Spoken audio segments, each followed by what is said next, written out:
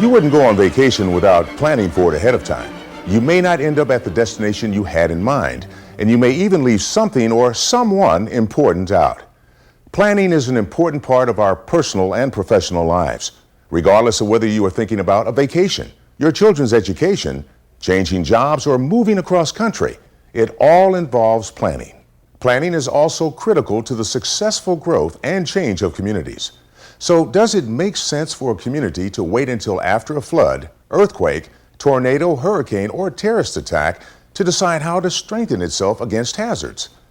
This video will introduce you to the concept of planning now to make your community safer before the next disaster.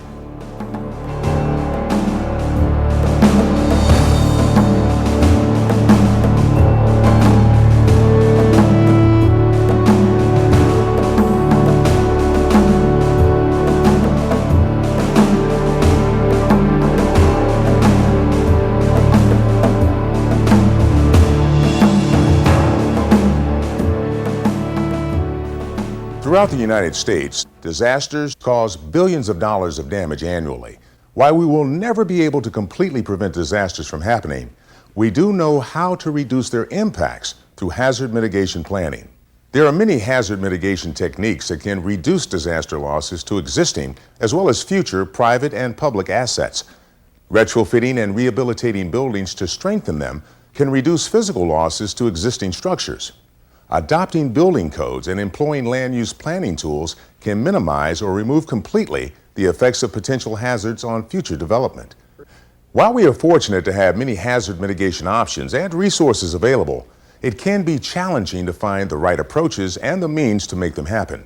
Hazard mitigation planning allows your community to take advantage of the power, strength, knowledge, and resources of citizens, businesses, and government as you determine how to best reduce vulnerability to all types of hazards.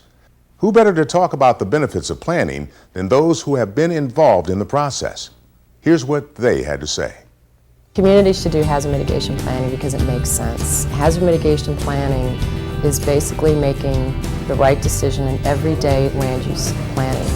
From where should you locate a road, how dense should a subdivision be, where should a house be located on a beach or on a lake shore. It is something that basically impacts everyday use. But one of the things I've learned in the whole process is that for those communities that have gone through a planning process, that have involved the public, that have got a project actually in the plan, that project comes in on cost, on time. States and local communities have to work together in basically achieving a common goal, and that is basically preparing for the unknown.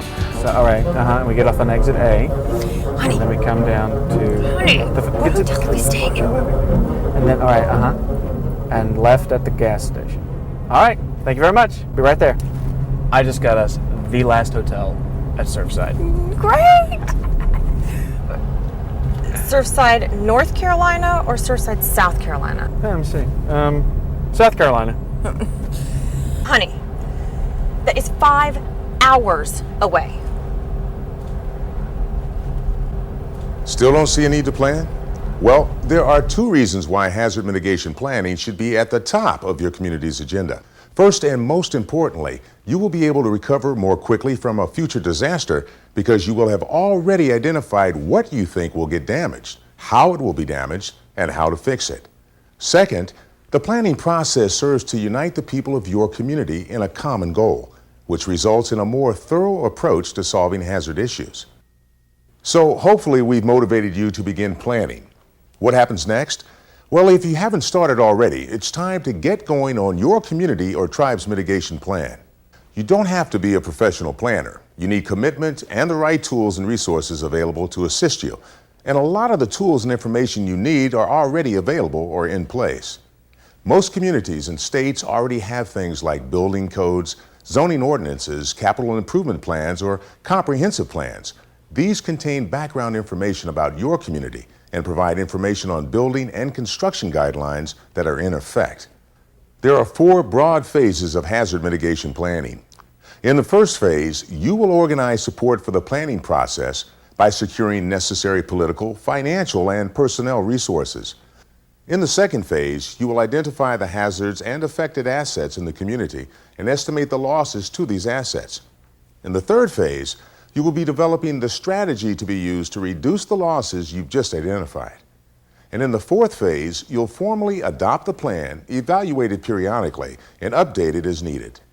However, because planning is a process, it truly never ends.